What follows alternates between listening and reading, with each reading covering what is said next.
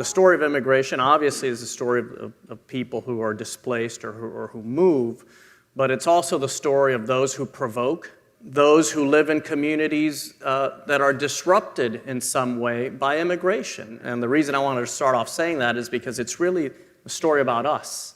And I think at this time when immigration is so front and center in our country for a lot of unfortunate reasons, we all have a role to play. And as a Catholic, I feel particularly moved and motivated by it because it's encouraging us to activate our Catholicism and the way we think about the world to solve these problems.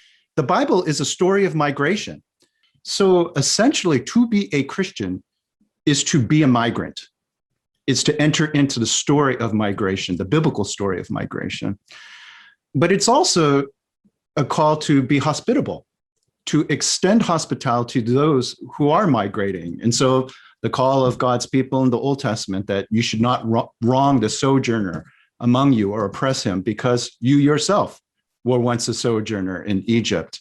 What we're creating is people who are trying to come into our country, asking for protection, for safety, people who are not criminals, people who are really, truly only trying to protect their children, their families, and they have a difficult time to even come through a point of entry. We force them to enter through more difficult and unsafe areas where they could die. So what we see at the border are a lot of ways that we make it more difficult as a country for people to be safe and to be safe from harm. When we think about immigrants, it's important to also not just think about people per se, like myself, who have the privilege and opportunity to come to an institution like Georgetown, but to think about those people like my mother, who is a stay-at-home mom, and while no, she might not be out there creating a cure for cancer, or she might not be starting a new business where she employs 50, 100